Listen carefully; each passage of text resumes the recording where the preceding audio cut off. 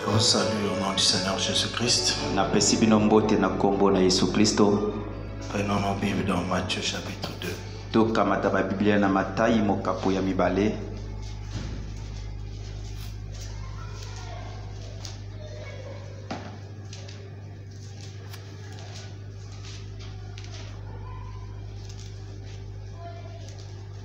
Verset 19 à 20.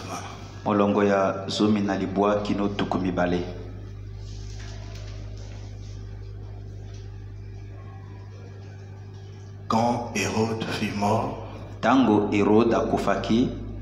voici un ange du Seigneur apparaît en songe à Joseph en Égypte.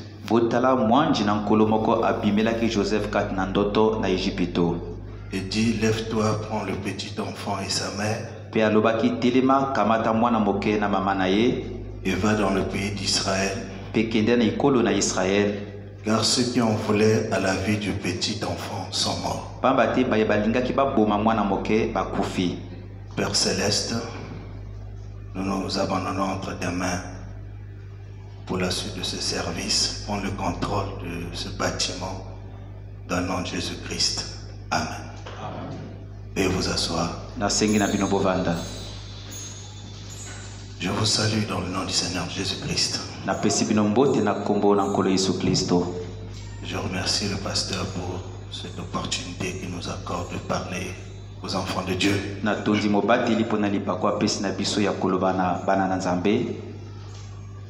Avec la lecture que nous venons de faire, je voudrais intituler ma petite exhortation de cette soirée. Dieu prévoit toujours des solutions avant les problèmes.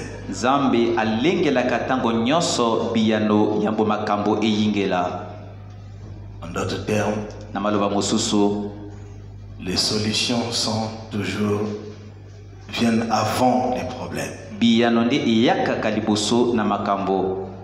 Nous allons essayer de montrer avec le prophète et la Bible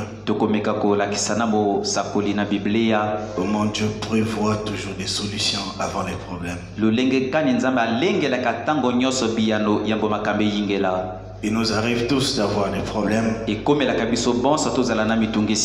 Il nous arrive tous de prévoir des solutions. De prévoir des solutions.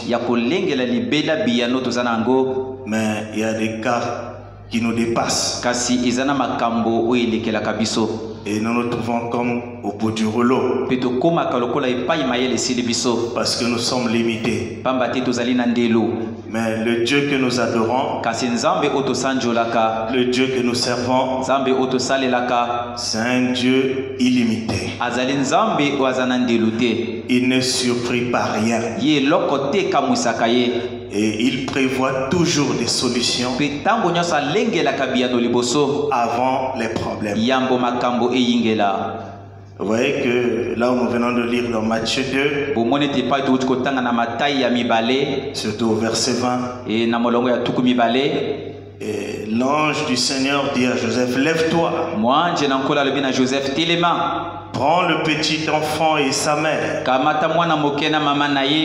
et va dans le pays d'Israël, car ceux qui en voulaient à la vie du petit enfant sont morts. Oh, c'était une bonne nouvelle pour Joseph. Alors qu'il avait fui en Égypte avec le petit enfant et sa mère, il était dans le trouble. Il ne savait quoi faire. Il n'était pas chez lui, parce que chez lui c'était en Israël. Il avait fui Hérode. Et il s'est retrouvé en Égypte. Et après un certain temps, l'ange du Seigneur lui apparaît. Il dit, lève-toi, Joseph. Prends Marie et le petit enfant. Rentre là-bas dans le pays d'Israël. Car ceux qui en voulaient à sa vie sont tous morts. Et le croyons que nous vivons au temps de l'identification. Là on a écrit Joseph, écris ton nom. Lève-toi, sors du pays de l'incrédulité. Sors du pays des 5 sens. Entre dans le pays de l'invisibilité. Le pays de la foi. Car tous ceux qui ont volé à ta vie sont tous morts. Comme ils sont morts, ils ne peuvent rien te faire. Parce que nous vivons au temps de l'identification. Vous voyez que nous allons voir, voyons un peu ce tableau qui se présente devant nous. Dans ce tableau, 2 personnages sont mis en exergue. Le roi Hérode et le petit enfant Jésus. Quand vous lisez l'histoire d'Hérode, vous allez constater qu'Hérode fut proclamé roi de Judée en l'an 39 avant Jésus-Christ. Le père d'Hérode, il s'appelait Antipatros. C'était un monarque. Alors qu'on préparait ses fils à sa succession, c'était pendant un temps de guerre. Et vous allez voir que Hérode a grandi dans cette atmosphère de guerre. Dans cette atmosphère de combat. Et après cela, Hérode est devenu un fin stratège militaire. Et après la mort de son père, Hérode fut proclamé roi de Juda. De Judée. Par le Sénat romain. Donc il n'était pas en Judée quand on l'a proclamé roi. Il était à Rome. Et on l'a proclamé roi de Judée par le Sénat romain. Alors il est arrivé à Judée avec un contingent militaire. Et quand il est arrivé là, il a commencé à s'asseoir, à prendre le pouvoir étant sur place. Et les premières années de son pouvoir furent perturbées par une guerre qui se passait entre les Sadducéens et les pharisiens. Alors il a dû mener beaucoup de luttes, beaucoup de guerres pour s'établir comme roi. Il s'est établi roi en l'an 37. Vous voyez qu'il a même tué sa femme. Quand il avait senti qu'il y avait l'opposition qui venait de la famille de sa femme, pour ravir le pouvoir, il a tué sa femme, il a tué quelques-uns de ses fils. Vous voyez que le sang a coulé dans sa propre maison pour l'affermissement de sa royauté. Cela nous montre que la politique est du diable. La politique est démoniaque. La politique c'est le sang. Ce sont les sacrifices. C'est quoi le prophète dit? La politique est corrompue. Les démocrates, les républicains, et eux tous sont vils. Qu'est-ce? C'est un tas de pots de vin. Pots de vin, ils doivent donner de l'argent. Chaque personne qui travaille là-dedans, qui n'est pas né de nouveau, est du diable. Le diable a dit, tous les royaumes du monde m'appartiennent. Et Jésus ne lui a jamais contesté cela. Le monde est dirigé par le diable. Et chaque personne qui travaille pour le gouvernement, à moins d'être chrétien, est du diable. Et il travaille pour le diable. Mais tous ces pays vont tous revenir à Jésus quand il viendra. Il y aura un millénium. La politique, vous savez, c'est le sang, c'est le sacrifice, c'est les empoisonnements, c'est la méchanceté, c'est le coup bas, c'est le complot. Aujourd'hui, il y a même la politique dans les églises. Mais nous, les croyants du message, nous savons que si Dieu veut t'établir, non, si Dieu veut t'établir, il n'a pas besoin que tu fasses des sacrifices. Si Dieu veut te donner un bon poste quelque part, tu n'as pas besoin de faire des sacrifices. Parce qu'il y a déjà un sacrifice. Le sacrifice suprême. Le Seigneur Jésus, c'est lui ton sacrifice suprême. Tu n'as plus besoin de sacrifier ta fille, tes enfants, ou les membres de ta famille. Parce que Jésus, c'est lui le sacrifice suprême. Hérode fut un personnage très important. Il a même participé à la reconstruction du temple. Il se déclarait même le protecteur de la loi juive, bien qu'étant un allié des Romains. Voyez un peu, c'est dans ces circonstances-là que Hérode est devenu roi en Judée. Alors, un jour, alors qu'il pensait que tout était sous son contrôle et qu'il avait le contrôle de tout le territoire, alors qu'il était assis, il entend une nouvelle qui venait de ses services de sécurité, qui venait de son FBI, qui venait de sa DGST, qui venait de ses services de renseignement. Roi Hérode, il y a des mages dans le pays. Ils viennent d'un pays lointain. Ils viennent de l'Orient. Et ils disent qu'ils sont venus voir le roi des Juifs. Pas un roi des Juifs, mais le roi des Juifs. Jésus-Christ n'est pas seulement un roi, c'est lui le roi des rois,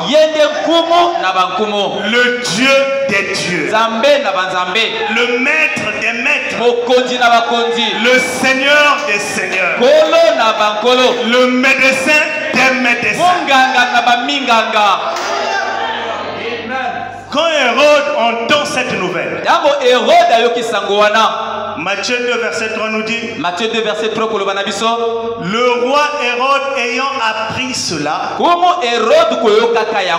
fut troublé, et tout Jérusalem avec lui. Je vous pose la question, comment un guerrier, un stratège militaire qui est assis sur son pays, il entend seulement que dans sa ville, dans son pays, il y a la naissance du roi des Juifs. Il est troublé. Pas seulement le roi, et tout Jérusalem. Hérode commence à se demander, est-ce que ces mages sont-ils des mercenaires? Est-ce que les Romains ont envoyé des gens pour me détrôner? Est-ce que les Romains batine bato pona ba longola ngai na bokonzi? Il était dans le questionnement. Azalaki kati na mituna. Comme il était considéré par les sacrificateurs, la cour du Sanhédrin fut convoquée. Non, les sacrificateurs furent convoqués. On ne pouvait pas faire ça pour n'importe qui. Hérode a participé à la construction du temple. Il était considéré par les sacrificateurs. Comme il était troublé, alors on a appelé tous les sacrificateurs. Ils ont fait venir les prêtres et tous les rabbins. Qu'est-ce qui se passe? Vous n'êtes pas au courant de ça? Ils ont dit, roi Hérode, nous allons te lire les Écritures. Parce que le Messie doit naître. Mais où le Messie devait-il naître? Les rabbins lui ont dit à Bethléem. Car voici ce que le prophète Michée avait dit. Oh Bethléem, terre de Judée. Oh Bethléem, tu es certainement la plus moindre des princes de Juda. Mais de toi sortira le chef de mon peuple. Le chef de mon peuple. De toi Bethléem, terre de Juda, sortira le chef de mon peuple. C'est-à-dire le roi des rois. Ils ont dit Hérode, celui dont les mages parlent, il n'est pas comme tous les autres rois. Mais celui-ci est le roi venant du ciel. Toi, tu es devenu roi ici par la politique. Mais lui, il est roi par la volonté divine. Il est roi non pas par le soutien des hommes, mais il est roi par la volonté divine. Et quand la volonté de Dieu doit s'accomplir, même les obstacles deviendront des avantages. Quand la volonté de Dieu doit s'accomplir dans ta vie, quand le temps où la volonté de Dieu doit s'accomplir dans ta vie, même les obstacles qui sont tout autour deviendront des avantages. Oh, merci Seigneur. Et si Dieu te voit à un endroit, même s'il y a la guerre des hommes, cela n'aura pas d'effet sur vous. Parce que la volonté de Dieu doit s'accomplir. C'est pourquoi j'aime le grand Paul. Il déclare, moi Paul, apôtre de Jésus-Christ, non pas par la volonté des hommes, mais par la volonté de Dieu. Les hommes avaient fait leur choix. Dans Matthieu 1,26, ils ont choisi Matthias. Mais Matthias n'a rien produit dans le Nouveau Testament. Mais le choix de Dieu, c'est Paul. Paul a produit le Nouveau Testament. Au point que Branham se réfère à Paul. Il dit, j'ai prêché comme Paul. Si c'est de Paul entre, les miens entreront. Paul, le choix de Dieu. Ne te précipite pas dans la bataille des hommes. Tu as un chemin tracé. Un chemin divin. Branham dit, nous sommes ceux qui se précipitent. Dieu ne se précipite jamais. Il le dit simplement. Et cela arrive. Car quand il dit quelque chose, cela doit arriver. Cela doit simplement arriver. Il laisse la chose prendre son temps. Ceux qui te combattent, ils ne peuvent pas te combattre, mais ils combattent le patron du ciel. Est-ce que quelqu'un peut vaincre Dieu? Si Dieu ne peut pas être vaincu, alors tu ne seras pas vaincu. Amen. À cette nouvelle, à ce renseignement, Hérode troublé, Hérode agité, il a compris bien. Moi, Hérode, je me suis établi au prix du sang, au prix de la politique,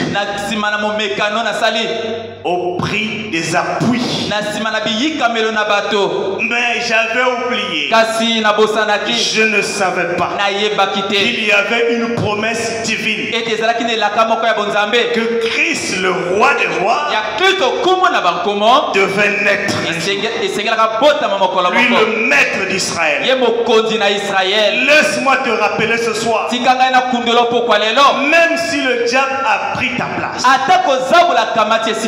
même si le diable a pris ta santé,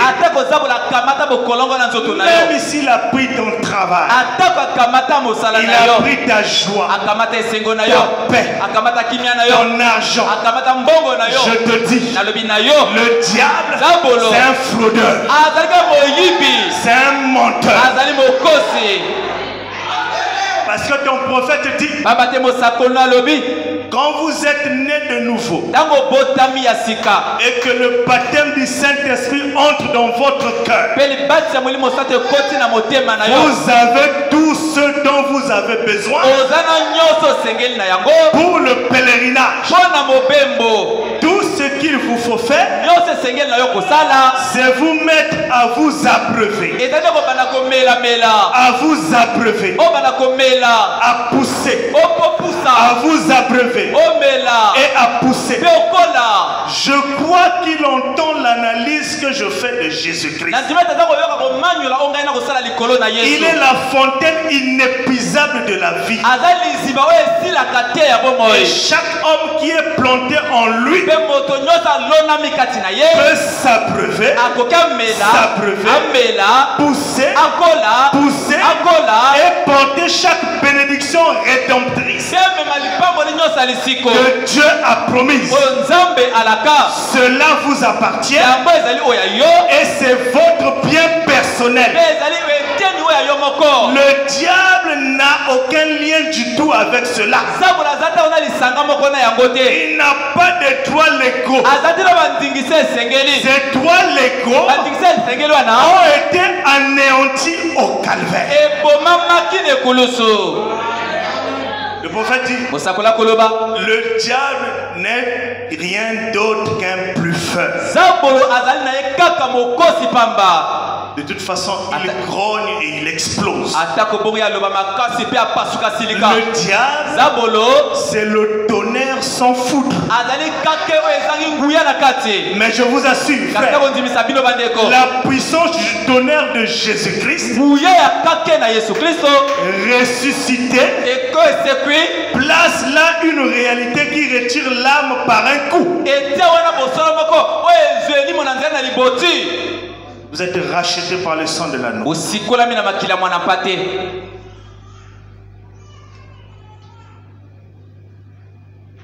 Alors, Hérode appelle les mages en secret.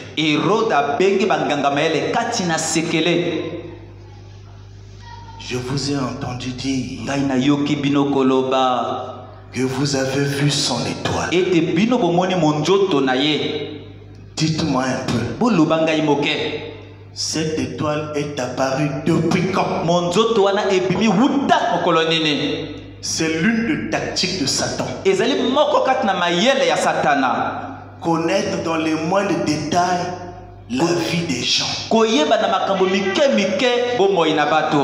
Le diable s'intéresse aux activités des gens. Aux activités des gens. Qu'est-ce qu'il fait? Il vit où? Comment est sa maison? Comment il est devenu comme ça? Je l'ai vu s'habiller comme ça. Je l'ai vu acheter une telle voiture. Comment il fait? C'est les tactiques de Satan. Hérode leur dit, vous les mages, allez, prenez des informations exactes sur le petit enfant qui vient de naître là. Faites-moi savoir dans les moindres détails, afin que moi aussi j'aille l'adorer. Là il parlait du bout des lèvres, mais dans son cœur, quand j'irai là-bas, je vais le zigouiller. Mais il trompe les mages. Allez prendre des informations exactes. Venez me dire, dites-moi là où se trouve cet enfant, afin que moi aussi j'aille l'adorer. Frère, remarquez un peu comment un grand stratège militaire, un guerrier de longue date, un grand flic puisse manquer de constituer une commission d'espionnage, une commission d'enquête, afin qu'ils aillent prendre des informations. Lui, il se confie aux étrangers. Il ne connaissait pas les mages. Comment peut-il faire confiance aux étrangers? Allez-y prendre les informations. C'est Dieu qui fait ça. Dieu est terrible. Dieu a bloqué la réflexion de ce stratège militaire. Dieu peut distraire ton ennemi. Et toi tu passes là, ton ennemi ne te voit pas. Est-ce que vous croyez ça? Il peut le faire. Dans Jean 8 verset 36. Verset 56. Jésus avait une vive discussion entre lui et les Juifs. Parce que les Juifs ne comprenaient pas qui était Jésus. Jésus leur déclare, Abraham, votre père, a tressailli de joie de ce qu'il verrait mon jour. Il a vu et il s'est réjoui. Jésus. Tu n'as même pas 50 ans. Tu dis qu'Abraham, notre père, a vu ton jour. Avant qu'Abraham soit, je fus. Dans la Bible, il est dit, là-dessus, ils étaient en face de Jésus. Ils prirent des pierres pour le lapider. Mais la Bible dit, Jésus se cacha. Dites-moi où? Il était devant ces messieurs-là. Il dit qu'Abraham soit, moi je fus. Il ramasse les pierres, le lapider. Jésus se cache. Il s'est caché. Tu peux toujours être là, mais Dieu te cache à ton ennemi. Et ton ennemi commence à te chercher. Il ne te voit pas. Parce que nous avons une cachette invisible. Les sorciers ne nous voient pas. Est-ce que vous dormez ici? Oui, nous dormons ici. Mais où? Nous sommes dans une cachette invisible. Alléluia. Amen. C'est lui le maître des combats. Et ce qu'il tient dans sa main, personne ne peut les ravir. Il le touchait. Remarquez Élie avec les Syriens. Le Syrien, Élie a amené les Syriens jusqu'au chef. Le Syrien ne voyait pas. Dieu est capable de te cacher. Et je te dis qu'il te cache déjà. Si tu as envie jusqu'aujourd'hui, c'est qu'il t'a caché. Là où le diable ne peut pas te voir. Alors, quand les mages ont quitté le roi Hérode, dès qu'ils ont laissé Hérode, ils ont vu le toit qu'ils avaient vu en Orient. Et ils ont été dans la joie. Pourquoi ils ont été dans la joie? Parce que l'étoile devait les conduire sûrement vers Jésus. Je suis très heureux de te dire ce soir, en ce temps de la fin, nous avons vu son étoile. William Marion Branham. Et c'est cela qui réjouit nos cœurs. William Branham est une étoile dans sa main droite. C'est lui qui connaît Jésus. Et Jésus le connaît. Alors vous les méthodistes, vous les baptistes, vous les catholiques, vous les églises de réveil, vous n'avez pas d'étoile. Comme vous n'avez pas d'étoile, vous ne verrez pas Jésus. Cherchez là où se trouve l'étoile, le puissant prophète. Alors c'est lui qui vous conduira vers Jésus. Sans Branham, vous ne verrez pas Jésus. Et il y a des miracles que vous voulez, priez comme vous voulez, danser comme vous voulez, mais sans l'étoile, vous ne verrez pas Jésus. Sans l'étoile, vous ne verrez pas le Messie. Et aujourd'hui l'étoile, c'est Malachi 4. William Marion Branham, c'est lui l'étoile. Voilà pourquoi nous sommes des gens heureux. Pourquoi je suis heureux? J'ai vu son étoile. J'ai vu son étoile.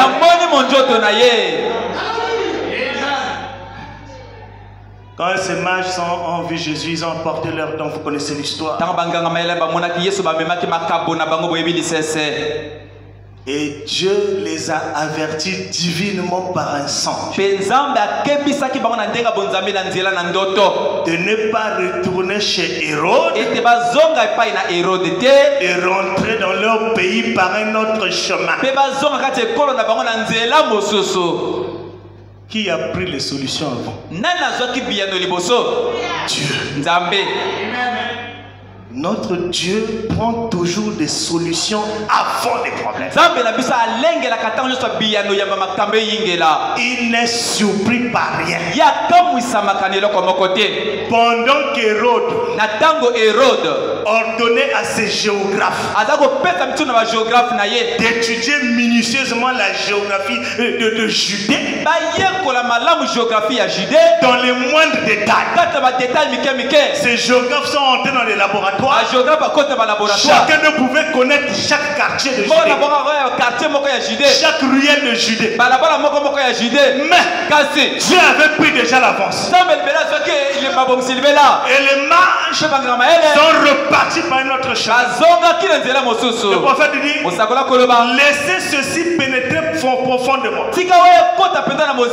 Si Dieu vous a appelé et que vous êtes séparés des choses du monde et que la glorieuse puissance de Dieu vous a sanctifié de ces choses, vous devez être la personne la plus heureuse au monde. Il y avait des millions qui auraient voulu faire cela s'ils le pouvaient, mais ils ne le peuvent pas. Il ne leur est pas donné d'avoir cela. C'est aujourd'hui que l'église est appelée à sortir, à être séparée. Quand les gens commencent à prier, quand Israël s'est mis à prier pour avoir un prophète, Dieu avait un prophète tout le temps. Car Dieu les a toujours dévancés. Il avait un homme préparé, mais il attendait que les gens se mettent à prier, que les gens aient besoin de cela. Vous avez des problèmes, j'ai des problèmes, mais Dieu a déjà préparé la solution, mais il attend que vous vous mettiez à prier, la solution sera là. Quand Hérode s'est rendu compte qu'il a perdu la trace sur les marches,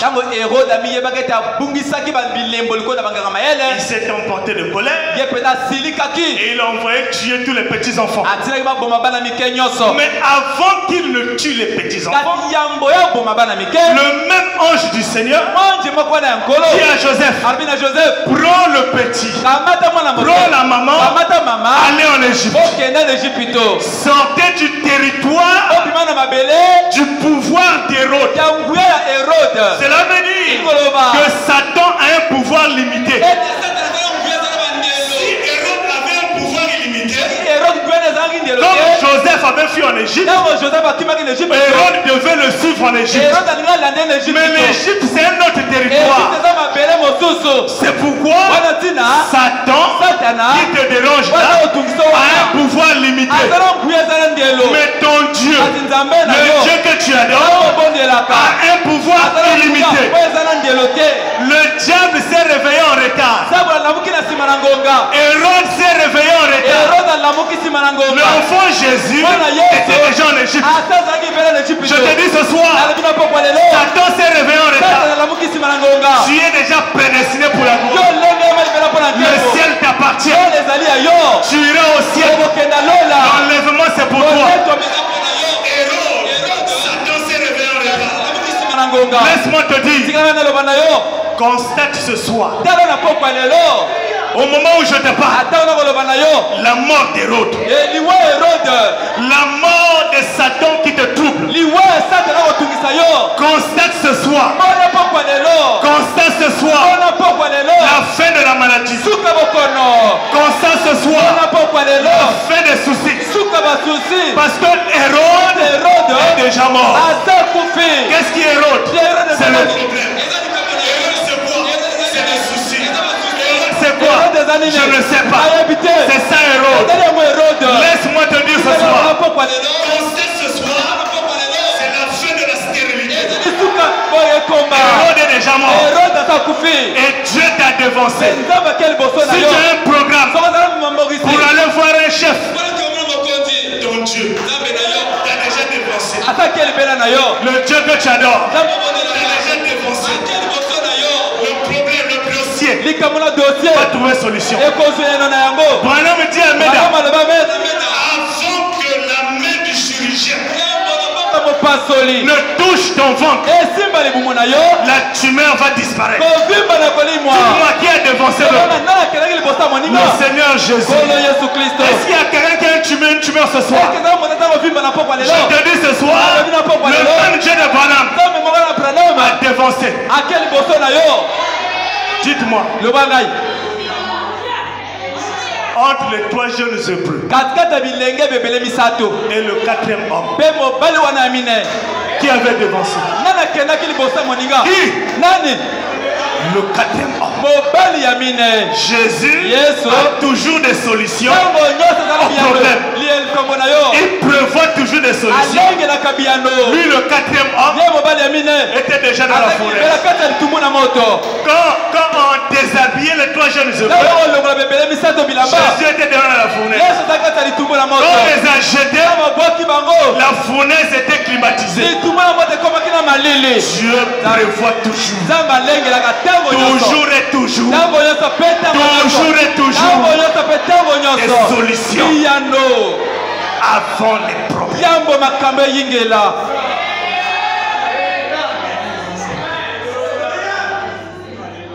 Hérode s'est réveillé en retard. Le petit Jésus avait déjà prévu des solutions. Les solutions sont là. C'est là. Élève seulement ta foi. Alléluia. On peut se lever. Je vais lire ceci alors que nous méditons. Que Dieu nous vienne en aide pour que notre foi soit dans la position correcte ce soir.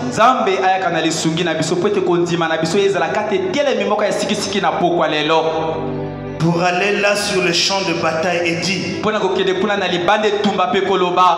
Satan, tu es un menteur. Frère, dis à Satan: Satan, tu es un menteur.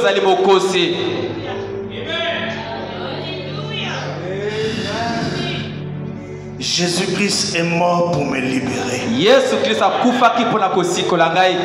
Et cela m'appartient. Va-t'en d'ici. Va-t'en d'ici. Jésus-Christ est mort pour me libérer. Si vous rentrez chez vous ce soir, vous propriétaire légitime, et que vous trouvez une bande d'ivrognes traînaillant là, faisant des histoires, fumant, buvant, maudissant et menant une vie immorale, vous diriez: hey, sortez d'ici. C'est ici chez moi. Ces gens peuvent dire: je suis un être humain. Ceci a été conçu pour les êtres humains. J'ai le droit d'être ici. Vous répliquerez: ça c'est ma maison. J'ai un titre incontestable de propriété qui prouve que c'est mon bien. Si vous lui montrez le titre de propriété et qu'il ne veuille pas quitter, alors il y a la loi ici pour le contraindre à quitter. Et je te dis ce soir, si le démon est chez vous ce soir, il essaie de vous envoyer à la tombe prématurément, il essaie de vous rendre infirme, lisez-lui le titre incontestable de Dieu. Par ses maîtresses, nous avons été guéris. S'il ne veut pas croire ça, le Saint-Esprit est ici pour le bouter dehors. Sonnez tout simplement Jésus. Sonnez Jésus. Quelque chose va se passer.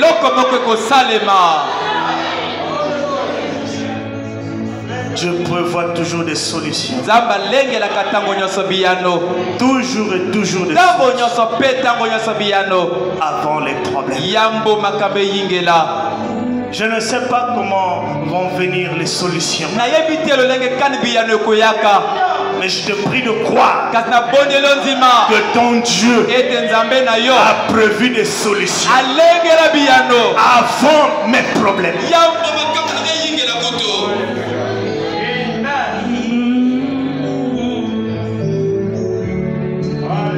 Dieu peut faire encore et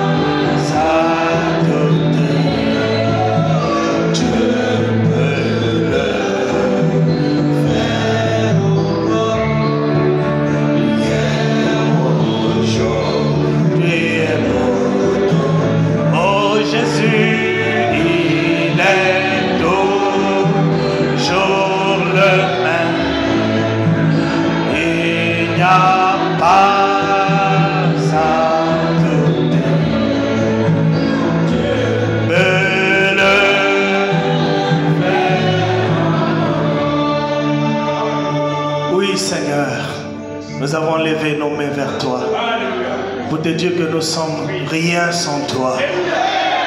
Ta parole est toujours la vérité. Tu as dit que le ciel et la terre passeront, mais ma parole ne passera jamais. Et le prophète nous apprend que chaque verset contient assez de puissance pour nous accorder la vie éternelle. Chaque verset contient assez de puissance pour nous délivrer de tous les maux. Parce que tu es Dieu et tu es dans ta parole. Nous avons essayé de parler de cette parole avec une manière balbutiante.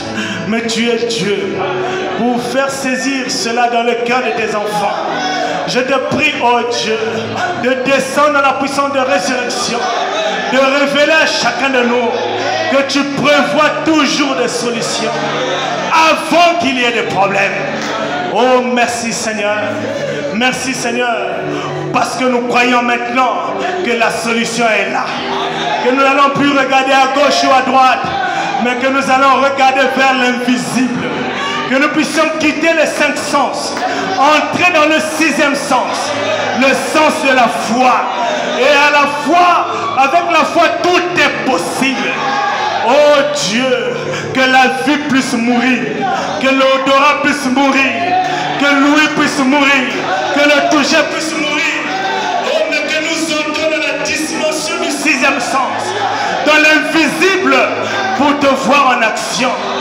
Oh Dieu, car tu travailles d'abord dans l'invisible pour entrer dans le visible. Résous chaque problème. Il n'y a personne qui peut donner la solution au problème des uns et des autres. Il n'y a que toi.